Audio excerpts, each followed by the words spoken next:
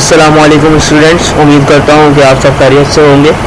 आज जो हमने टॉपिक चूज़ किया है अपने लेक्चर के लिए वो है balance the equation. Students, equation को किस तरह से बैलेंस किया जाता है इससे पहले हम ये समझेंगे कि हम अपनी इक्वेशंस को किस तरह से प्रोनाउंस करेंगे। अगर हम एक दफ़ा ये सीख जाएं कि हम इक्वेशंस को किस तरह से प्रोनाउंस करते हैं तो हमारे लिए ये बहुत आसान हो जाएगा कि हम इसको सीख सकेंगे इक्वेशन किस तरह से बैलेंस होती है। एक्चुअली एक अच्छे केमिस्ट के लिए, एक अच्छे केमिस्ट्री के स्टूडेंट के लिए लाजमी है कि वो इक्वेशन को एटलीस्ट प्रोनाउंस करना उसको आता हो। तो ये पता चलता है कि हाँ भाई स्टूडेंट ने केमिस्ट्री पढ़ी हुई है, उसको केमिस्ट्री आती है। तो first thing is we have to know that how to pronounce the chemical equation. एक बात स्टूडेंट्स याद रखिएगा हमेशा कि जब केमिकल इक्वेशन होती है तो उसके बीच में ये एक एरो होता है और एरो के एक तरफ कुछ ना कुछ केमिकल्स लिखे होते हैं और एरो की दूसरी तरफ कुछ ना कुछ केमिकल्स लिखे होते हैं। तो वो सारे केमिकल्स के नाम, वो सारे सब्सटेंसेस जो इस एरो के उल्टे हाथ पे यानी कि लेफ्ट हैंड साइड पे होते हैं उनको हम कहते हैं रिएक्टेंट्स। और वो सारे केमिकल्स या वो सारे सब्सटेंसेस जो एरो के हेड के बिल्कुल आगे होते हैं, हेड यानी कि ये हेड इसके बिल्कुल आगे होते हैं, उनको हम कहते हैं प्रोडक्ट। अगर आपने ये दो चीज़ें याद कर ली तो आपके लिए आगे बड़ी आसानी होगी। याद रखिए, एरो से पहले जो कुछ भी है वो कहलाते हैं रिएक्टेंट, एरो के बाद जो कुछ भी है वो कहलाते हैं प्रोडक्ट। ओके, अब आप देखें कि अगर मैं इस इक्वेशन को लूँ, सपोज करें हमारे पास कोई भी केमिकल है जिसका नाम है ए और कोई दूसरा केमिकल है जिसका नाम है बी। जब ये दोनों आपस में रिएक्ट करा इन दोनों ने तो बदले में हमें मिला सी और डी। अब आप सपोज करें कि मुझे इस इक्वेशन को पढ़ना है, इस इक्वेशन को बताना है, किसी को बताना है कि जो रिएक्शन हुआ तो इसमें क्या मामला हुए। एक्चुअली केमिकल इक्वेशन है क्या चीज़। मिसाल के तौर पर अगर आप पानी के अंदर चीनी को घोल रहे हैं तो पानी चीनी के अंदर घुल जाएगी। केमिस्ट्री की ज़बान में इस केमिकल रिएक्शन को समझाने के लिए आपको पूरा बताना होगा कि पानी ने चीनी के साथ रिएक्ट किया, वो उसमें घुल गई और बदले में मुझे मीठा पानी मिला। तो ये बड़े बड़े इक्वेशंस, बड़े बड़े रिएक्शंस जो होते थे इनको पूरा बताना केमिस्ट्री में केमिस्ट के लिए, साइंटिस्ट के लिए बताना मुश्किल होने लगा। तो उन्होंने केमिकल इक्वेशन नाम की एक इस्तेलाह निकाली कि जिसमें आप पूरे केमिकल रिएक्शन को कोड वर्ड्स में समझा सकते हैं किसी भी बताने वाले को।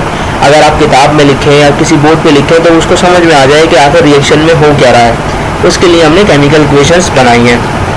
ओके, अब सपोज करें कि मुझे इस इक्वेशन को पुकारना है। तो इस इक्वेशन को पुकारने के लिए एक बात याद रखें कि लेट सपोज ये आपके पास सब्सटेंस है जिसका नाम ए है तो आप बोलेंगे ए। और रिएक्टेंट में याद रखें एरो से पहले जो कुछ भी होता है वो क्या होता है, रिएक्टेंट होता है। तो एरो से पहले जो कुछ भी है वो रिएक्टेंट है। रिएक्टेंट में जितनी भी दफ़ा प्लस साइन मौजूद होंगे हर दफ़ा मैं प्लस साइन को कहूँगा रिएक्ट्स विथ, यानी कि जहाँ जहाँ प्लस आएगा वहाँ मेरी प्रोनाउंसिएशन क्या होगी, रिएक्ट्स विथ। तो मैं ये कह सकता हूँ कि ए रिएक्ट्स विथ बी। मैं दोबारा बता दूँ, जहाँ जहाँ रिएक्टेंट में प्लस का साइन होगा वहाँ हमें क्या पुकारना होगा, रिएक्ट्स विथ। तो इस हिसाब से ये बन गया A reacts with B. Okay, now अब बारी आती है इस एरो की। अगर ये एरो यहाँ पर मौजूद है तो इसको भी कोई ना कोई प्रोनाउंसिएशन इसकी होती है। तो इसकी प्रोनाउंसिएशन वैसे तो बहुत सारी है, इसको फॉर्म भी बोलते हैं, इसको येल्ड भी बोलते हैं, इसको गिव्स भी बोलते हैं। तो हमें जो ज़्यादा आसान लगी वो हमारे लिए गिव्स है।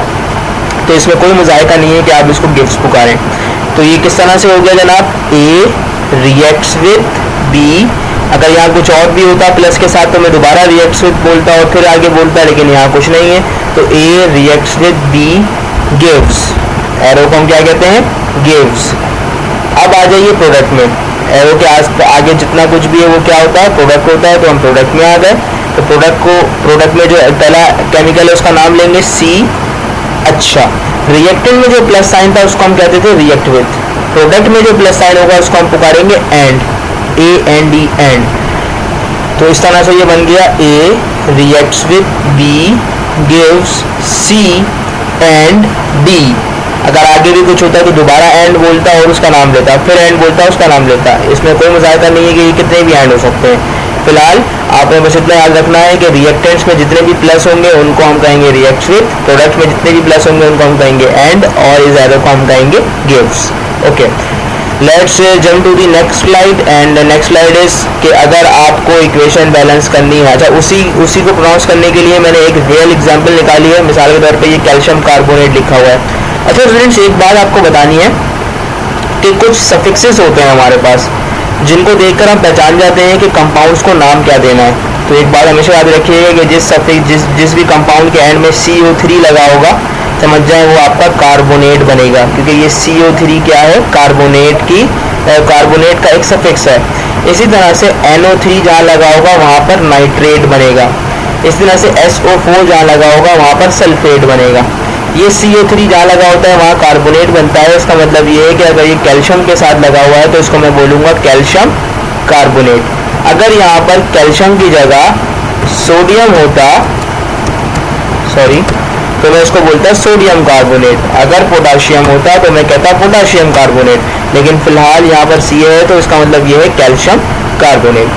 इसको प्रोनाउंस करें students, calcium carbonate reacts with hydrochloric acid यानी कि HCl gives calcium chloride and water and carbon dioxide gas.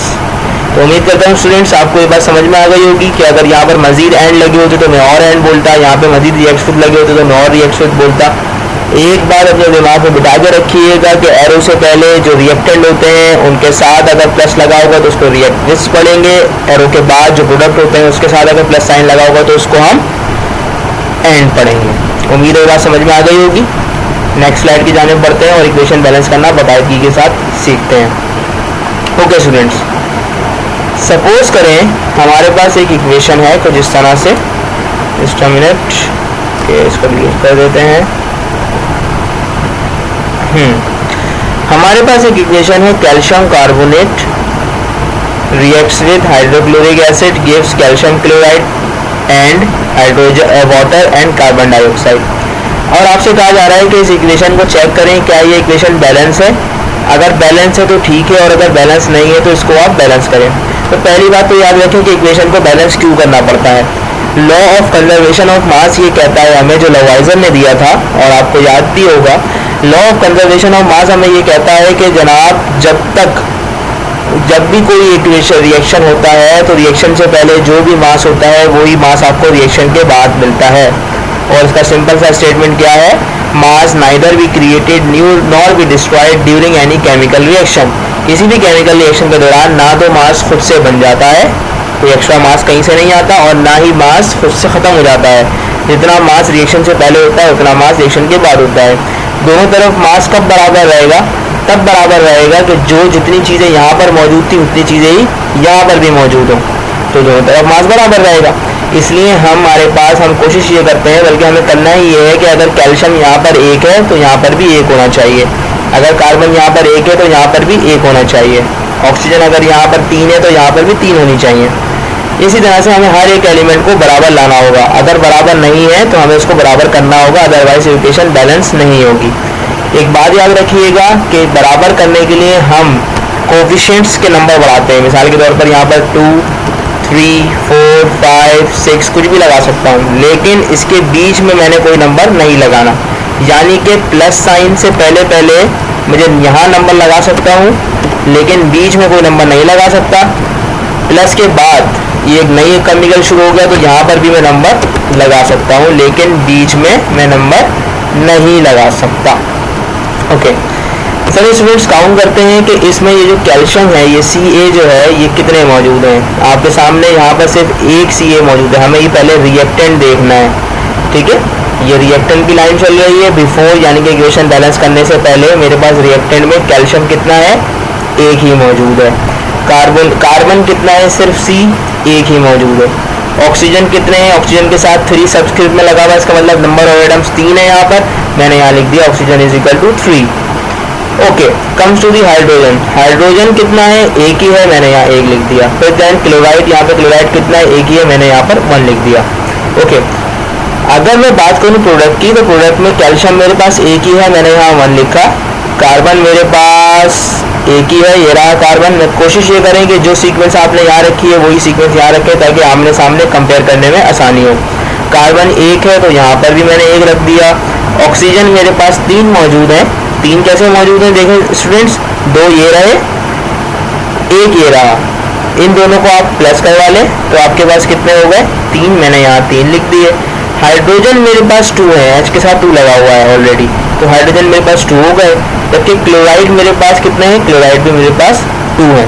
Students अगर आप देखें तो कैल्शियम और कैल्शियम की तादाद सेम है, कार्बन की भी सेम है, ऑक्सीजन की भी सेम है, लेकिन हाइड्रोजन यहाँ पर 1 है जबकि प्रोडक्ट में 2 है। क्लोराइड यहाँ पर 1 है जबकि प्रोडक्ट में 2 है। तो ये इक्वेशन अभी बैलेंस नहीं है। अगर इनको बैलेंस करना होगा तो मुझे यहाँ पर भी हाइड्रोजन को 2 और क्लोराइड को 2 करना होगा, यानी कि रिएक्टेंट के अंदर। मैंने आपको बताया था कि हम कोफिशिएंट चेंज कर सकते हैं। अगर मैं इससे पहले 2 लगा दूँ तो ये 2 जो है वो इस H के साथ भी होगा और इस क्लोराइड के साथ भी होगा। याद रखें, जब हम मॉलिक्यूलर मास कैलकुलेट करना सीख रहे थे तो मैंने बताया था कि जो कोफिशिएंट लगा होता है वो आने वाले तमाम सब्सटेंसेस के साथ होता है, अनटिल एंड अनलेस यहाँ पर कोई प्लस का साइन ना आ जाए। इसका मतलब हाइड्रोजन जब 2 से हाइड्रोजन का जब 1 2 से मल्टीप्लाई होगा तो 2 1 2, हाइड्रोजन भी कितने हो जाएंगे, फिर 2 हो जाएंगे। आफ्टर मैंने यहाँ पर 2 कर दिया, ये सारे वैसे ही रहे, यहाँ पर भी 2 हो गया, तो रिएक्टेंट में 2 हो गया। और ये 2 क्लोराइड के साथ भी जब रिएक्ट करेगा तो ये भी 2 हो जाएंगे, और इस तरह से हमारी इक्वेशन दोनों तरफ से बैलेंस हो जाएगी। इसको हम कह सकते हैं equation balanced. Okay, next example देखते हैं स्टूडेंट्स। नेक्स्ट एग्जांपल हमारे पास मौजूद है पोटाशियम क्लोराइड हमारे पास रिएक्ट कर रहा है, डिकम्पोज हो रहा है, तो हमें पोटाशियम क्लोराइड दे रहा है और ऑक्सीजन दे रहा है। स्टूडेंट्स हमारे पास यहाँ पर पोटाशियम सिर्फ 1 है, तो हम यहाँ पे लिख लेंगे 1। अगर मैं बात करूँ क्लोराइड की, तो क्लोराइड भी 1 है, मैं यहाँ लिख लूँगा क्लोराइड भी 1। ऑक्सीजन मेरे पास 3 है, बिकॉज के सबस्क्रिप्ट में 3 लिखा हुआ है, तो मैं यहाँ पे क्या लिख लूँगा स्टूडेंट्स, 3। अच्छा, अगर मैं बात करूँ प्रोडक्ट की, तो प्रोडक्ट में मेरे पास क्लोराइड 1 मौजूद है, मैंने यहाँ लिख लिया 1, और पोटाशियम 1 मौजूद है, देन क्लोराइड 1 मौजूद है, मैंने यहाँ पे भी लिख लिया 1। लेकिन ऑक्सीजन कितने हैं मेरे पास स्टूडेंट्स, 2, मैंने यहाँ पर 2 लिख लिया। ओके, अगर आप देखें तो रिएक्टेंट में क्लोराइड, कार्बन और पोटाशियम और क्लोराइड एक जैसे हैं, जबकि ऑक्सीजन की तादाद डिफरेंट है। तो इनको बराबर करने के लिए मैं क्या कर सकता हूँ, जहाँ पर कम है वहाँ पर इजाफा करूँगा। यहाँ पर 2 है तो मैं अगर इसका कोफिशिएंट 2 लगा दूँ तो ये 2 2 क्या बन गया स्टूडेंट्स, 4 बन गए। यहाँ पर मैं इसको 4 कर देता हूँ। अगर देखें तो अभी भी इक्वेशन ये बैलेंस नहीं हुई है, क्योंकि अब यहाँ पर ज़्यादा हो गया और यहाँ पर कम। तो यहाँ पर बढ़ाने के लिए मैं बीच में तो कोई नंबर नहीं लगा सकता, मुझे शुरू में लगाना होगा। अगर मैं यहाँ 2 लगाता हूँ तो ये 2 सबसे मल्टीप्लाई होगा, जब पोटाशियम से मल्टीप्लाई होगा तो 2 1 2, यहाँ पर पोटाशियम 2 हो जाएंगे। क्लोराइड से मल्टीप्लाई होगा तो 2 1 2, यहाँ पर क्लोराइड 2 हो जाएंगे। जबकि ऑक्सीजन कितने हो जाएंगे, 2 3 6, तो यहाँ पर ऑक्सीजन मेरे पास कितने हो गए स्टूडेंट्स, 6 हो गए। अगेन मेरी इक्वेशन डिसबैलेंस हो गई है, दोबारा से बैलेंस नहीं है, अनबैलेंस्ड हो गई है। तो इसको बैलेंस करने के लिए मैं यहाँ पर अगर 2 लगा दूँ तो ये 2 सबसे मल्टीप्लाई होगा जब तक कि प्लस साइन ना आ जाए। ये 2 पोटाशियम से भी होगा, यहाँ पर 2 हो जाएगा। ये 2 क्लोराइड से भी होगा, यहाँ पर 2 हो जाएगा। लेकिन ये 2 इस ऑक्सीजन से नहीं होगा, बिकॉज बीच में प्लस साइन आ गया है। मुझे ऑक्सीजन को 6 बनाना है, ये 2 मैं चेंज नहीं कर सकता, सिर्फ कोफिशिएंट चेंज कर सकता हूँ। अगर मैं यहाँ 3 लगा दूँ तो ये 3 2 का क्या हो जाएगा, 6 हो जाएगा। और इस हिसाब से मेरी इक्वेशन बैलेंस हो गई है, इसकी ज़रूरत नहीं है। तो अगर आप देखें तो इक्वेशन पहले किस तरह से थी और उसके बाद ये कोफिशिएंट ऐड करने के बाद आपके पास ये इक्वेशन बैलेंस हो गई है। तो ये फाइनल इक्वेशन जो आपके सामने आई है ये आपकी बैलेंस्ड इक्वेशन है। ओके स्टूडेंट्स, नेक्स्ट एग्जाम्पल देखते हैं। नेक्स्ट एग्जाम्पल में आपके पास C2H2 एक गैस मौजूद है, हाइड्रोजन के साथ रिएक्ट कर रही है और बदले में आपको C2H6 गैस दे रही है। तो इसमें अगर मैं देखूं तो कार्बन की तादाद कितनी है, 2 है, जबकि हाइड्रोजन 2 जगह मौजूद है, 2 ये रहे 2 ये रहे, बीच में प्लस है तो दोनों को प्लस कर लेंगे, कितने हो गए 4। प्रोडक्ट में अगर मैं देखूं तो कार्बन 2 मौजूद है जबकि हाइड्रोजन 6 मौजूद है, तो मैंने यहाँ पे लिख लिया जनाब 6। डिसबैलेंस कहाँ पे हो रहा है, हाइड्रोजन पे हो रहा है। तो हाइड्रोजन को 6 करने के लिए अगर मैं यहाँ 2 लगाऊंगा तो कार्बन भी खराब हो जाएंगे, तो मैं यहाँ 2 लगाता हूँ। तो जब मैंने यहाँ 2 लगाया तो हाइड्रोजन कितने हो गए स्टूडेंट्स, 2 2 4 हो गए, 4 ये प्लस 2 ये वाले, तो मेरे पास कितने हो गए स्टूडेंट्स 6। तो इस तरह से ये इक्वेशन हमारी क्या हुई, बैलेंस हुई, सिर्फ यहाँ पर 2 लगाया है। Okay, come to the next example. हाँ, यहाँ पर एक इम्पॉर्टेंट बात जो मुझे आपको बतानी है वो आप सीख लीजिए। वो क्या बतानी है, वो ये बतानी है कि अगर आपके पास इक्वेशन को जिस तरह से आती है बीच में आपको माइनस साइन नज़र आता है, तो इसमें आपको घबराने की ज़रूरत नहीं है। ये माइनस साइन नहीं है बल्कि ये सिंगल कोवलेंट बॉन्ड को शो कर रहा है। मैं उम्मीद करता हूँ कि आपको बॉन्ड्स याद होंगे, single covalent bond, double covalent bond, triple covalent bond. जब दोनों तरफ से एक एक इलेक्ट्रॉन शेयर होता है, म्यूचुअल शेयरिंग होती है, तो सिंगल कोवलेंट बॉन्ड बनता है। तो इसमें सिर्फ और सिर्फ आपको कंफ्यूज करने के लिए सिंगल कोवलेंट बॉन्ड शो करा दिया है। हो सकता है कि ये इस तरह से भी आपके पास आए, या हो सकता है ये इस तरह से आपके पास बॉन्ड लगा हुआ ही आपके पास आए। तो इसमें आपको कोई घबराने की ज़रूरत नहीं है। ओके, खैर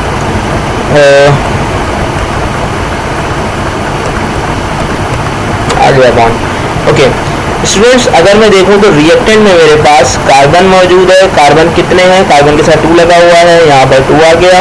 हाइड्रोजन के साथ यहाँ तो 5 लगा हुआ है, लेकिन एक हाइड्रोजन ये भी है, तो 5 + 1 कितने हो गए? 6। तो ये हाइड्रोजन 6 आ गए। ओके, ऑक्सीजन मेरे पास सिर्फ एक मौजूद है, यहाँ मैंने 1 लिख दिया। ओके, सोडियम भी 1 मौजूद है, मैंने यहाँ पर भी 1 लिख दिया।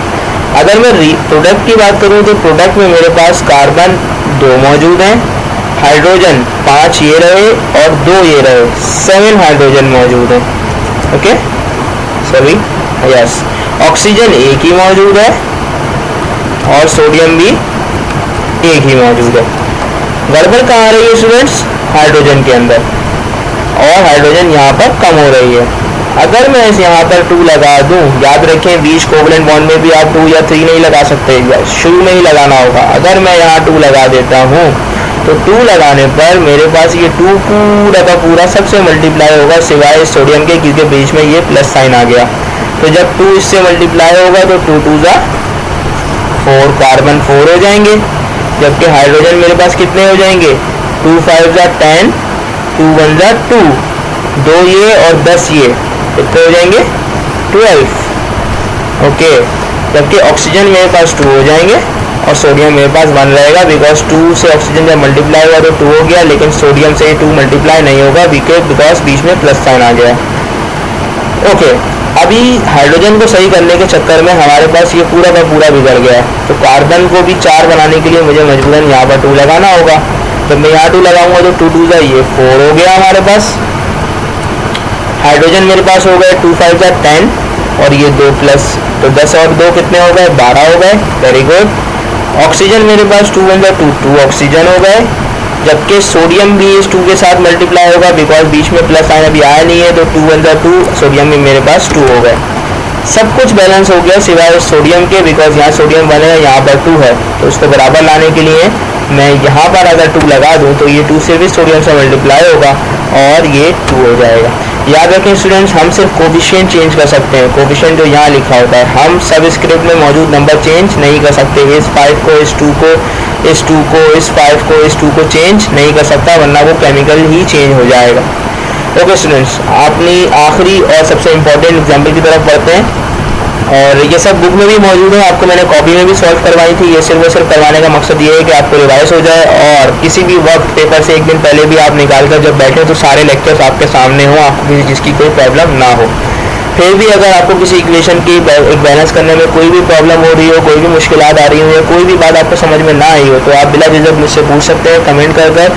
लेकिन उससे पहले आप मेरा चैनल लाजमी सब्सक्राइब करवा लें, क्योंकि मैं रोज़ाना एक लेक्चर अपलोड कर रहा हूँ। जैसे ही लेक्चर अपलोड होगा आपको नोटिफिकेशन मिल जाएगा, और इसको शेयर करें मज़ीद स्टूडेंट्स के साथ, जितना हो सके फ्री ऑफ कॉस्ट, फी सबीलिल्लाह इसको आगे बढ़ाते जाएँ। जितनी चेन बन सकती है उतनी चेन बनाएँ और लोगों का ख्याल रखें, इस मुश्किल हालात में गरीबों का ख्याल रखें। आगे बढ़ते हैं। अगर आप देखें तो इसमें अमोनिया ऑक्सीजन के साथ रिएक्ट कर रही है, बदले में नाइट्रिक ऑक्साइड बना रही है और वाटर बना रही है। तो इस इक्वेशन को बैलेंस कर रहे हैं अगर, तो नाइट्रोजन यहाँ पर 1 है, हाइड्रोजन यहाँ पर 3 है, ऑक्सीजन यहाँ पर 2 है। अगर मैं प्रोडक्ट की बात करूँ तो नाइट्रोजन 1 है, ऑक्सीजन मेरे पास हाइड्रोजन मेरे पास 2 है और ऑक्सीजन मेरे पास एक ये रही 2 है। प्रॉब्लम कहाँ आ रही है स्टूडेंट्स? हाइड्रोजन में यहाँ पर कम है। अगर मैं यहाँ पर 2 लगा दूँ तो अब मेरे पास दोनों चीज़ें चेंज हो जाएंगी। नाइट्रोजन पे कोई फर्क नहीं आएगा, 1 रहेगा, लेकिन हाइड्रोजन 2 2 ज़ा 4 हो जाएगा। सॉरी, ओके, 2 2 ज़ा 4 हो गया हाइड्रोजन, और क्योंकि ये 2 हमने लगाया है तो 2 हाइड्रोजन के साथ और 2 ऑक्सीजन के साथ भी मल्टीप्लाई होगा, तो 2 2 2 1 ज़ा 2 ऑक्सीजन ये हो गए, 1 ये हो गए, ऑक्सीजन मेरे पास कितने हो गए? 3। अब गड़बड़ कहाँ हुई? हाइड्रोजन में भी और ऑक्सीजन दोनों जगह गड़बड़ हो गई है। अगर मुझे हाइड्रोजन को 4 करना है तो मैं यहाँ 2 लगाता हूँ, ज़्यादा ज़्यादा मैं 2, कम से कम मैं 2 लगा सकता हूँ। जब मैं 2 लगाऊंगा तो ये 2 नाइट्रोजन पे भी असरअंदाज होगा और हाइड्रोजन पे भी, तो 2 1 जा 2 नाइट्रोजन 2 हो जाएंगे, जबकि 2 3 जा 6 हाइड्रोजन 6 हो जाएंगे। ओके, ऑक्सीजन अभी भी अनबैलेंस्ड है यहाँ पर, तो मैं अगर यहाँ 2 लगा दूँ तो ऑक्सीजन मेरे पास 4 हो जाएंगे। अब प्रॉब्लम पूरी की पूरी प्रॉब्लम आ गई, पूरा बिगड़ गया। स्टूडेंट्स, आपने मुश्किल में घबराना नहीं है कि ये हो नहीं रहा 2 स्टेप्स में 3 स्टेप्स में, ज़्यादा से ज़्यादा 5 से 6 स्टेप्स में आपकी इक्वेशन बैलेंस हो जाएगी। और अगर 7 पे भी जा रही है तो आपने परेशान नहीं होना है, तो कोई इशू नहीं है। हो सकता है कभी कभी 6 या 7 स्टेप में भी चले जाए, तो इसमें आपको परेशान होने की ज़रूरत नहीं है, लेकिन एक ना एक वक्त इक्वेशन बैलेंस लाजमी होगी। ओके, अगर मुझे नाइट्रोजन को यहाँ पर भी 2 करना है, यहाँ 2 है, यहाँ पर भी 2 करना है, तो मैं अगर यहाँ 2 लगा दूँ तो ये 2 नाइट्रोजन पे भी असरअंदाज होगा और ऑक्सीजन पे भी असरअंदाज होगा। तो यहाँ पर नाइट्रोजन तो 2 हो जाएंगे, लेकिन ऑक्सीजन में चेंजिंग आएगी किस तरह से, 2 1 जा 2, 2 ये ऑक्सीजन हो गए, 2 1 जा 2, 2 ऑक्सीजन हो गए, यानी कि यहाँ पर ऑक्सीजन कितने हो जाएंगे, 4। ओके स्टूडेंट्स, अभी भी हाइड्रोजन जो है मेरे पास अनबैलेंस्ड है, दोनों तरफ से बैलेंस नहीं है। तो अगर मुझे हाइड्रोजन को 6 करना है तो मैं यहाँ पर 3 लगाना होगा, 3 2 जा 6, हाइड्रोजन 6 हो गए। लेकिन जैसे ही मैंने यहाँ 3 लगाया तो ये 3 इस ऑक्सीजन पे भी असरअंदाज हुआ, तो 3 1 जा 3 और 2 1 जा 2, टोटल ऑक्सीजन मेरे पास हो गई 5। अब फिर प्रॉब्लम हो गई ऑक्सीजन और इस ऑक्सीजन में, तो मैं इस ऑक्सीजन को चेंज करूँगा। अगर मैं यहाँ 3 लगा देता हूँ, आई एम सॉरी, ओके, तो अब ये 3 2 जा 6, ऑक्सीजन 6 हो गई। फिर से प्रॉब्लम स्टार्ट हो गई। अब अगर मैं ऑक्सीजन को बढ़ाऊँ, यहाँ से इसको 4 करूँ, तो ये 4 हाइड्रोजन के साथ ही मल्टीप्लाई होगा, 4 2 जा 8, हाइड्रोजन 8 हो जाएंगे। लेकिन ऑक्सीजन कितने हो जाएंगे, 4 1 जा 4 और 2 1 जा 2, 4 + 2 कितने हो गए, 6। फिर गड़बड़ शुरू हो गई। अगर मैं यहाँ से दोबारा हाइड्रोजन को मल्टीप्लाई करवाऊँ 3 के साथ, तो नाइट्रोजन पे भी असरअंदाज होगा और हाइड्रोजन पे भी, नाइट्रोजन मेरे पास 3 हो जाएंगे, जबकि हाइड्रोजन 3 3 जा 9 हो जाएंगे और ऑक्सीजन 6 रहे। फिर पूरी प्रॉब्लम हो गई।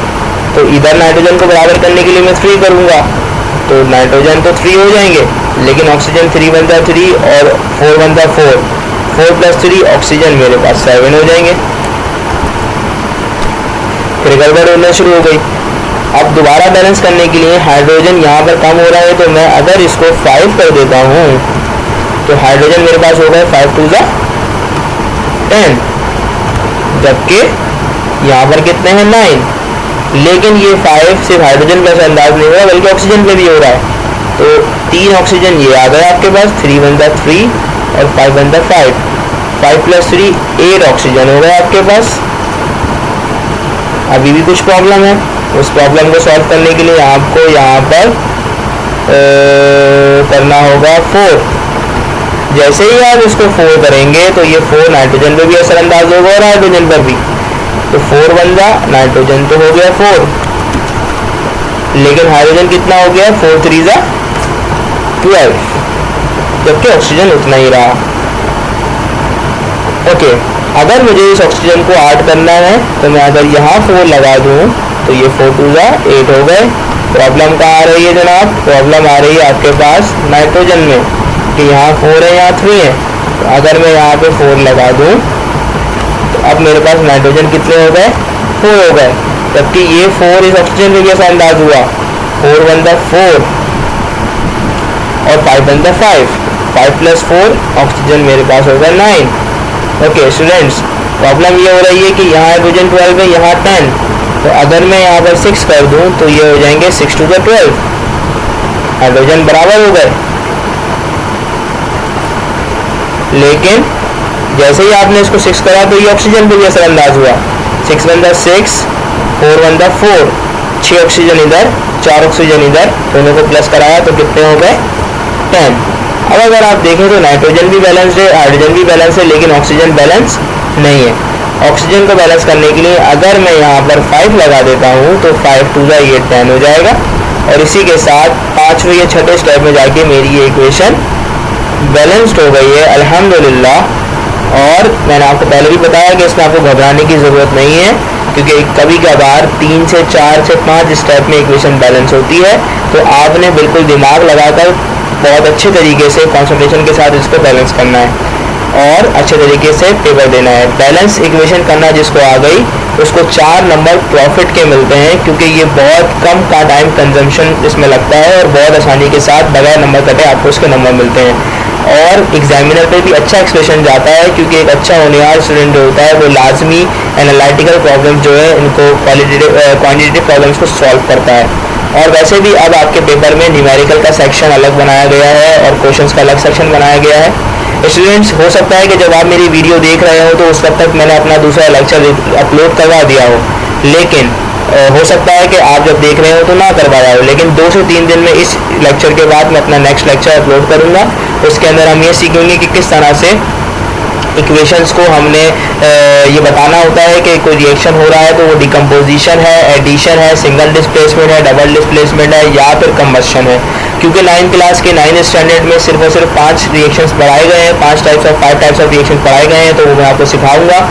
वैसे बहुत सारे टाइप्स ऑफ रिएक्शंस होते हैं और भी होते हैं, लेकिन ये 5 आपके लिए समझना लाजमी है। न्यूट्रलाइजेशन रिएक्शन भी होता है और इलेक्ट्रोलाइटिक रिएक्शंस भी होते हैं, वो आपको मैं बाद में सिखाऊंगा किसी और लेक्चर में इंशाल्लाह। बहुत जल्दी नेक्स्ट लेक्चर में मिलेंगे टाइप्स ऑफ रिएक्शन के साथ। उम्मीद करता हूँ आपको आज की वीडियो पसंद आई होगी। अगर आपने चैनल सब्सक्राइब नहीं किया तो उसको सब्सक्राइब करा लें, स्टूडेंट्स में, अपने दोस्तों में, अपने कज़न्स में इसको शेयर करवाएँ और पेपर की अच्छे से तैयारी करें। आसपास के लोगों का ख्याल रखें, लोगों की मदद करें, लोगों की खिदमत करें, क्योंकि दर्द दिल के वास्ते पैदा किया इंसान को।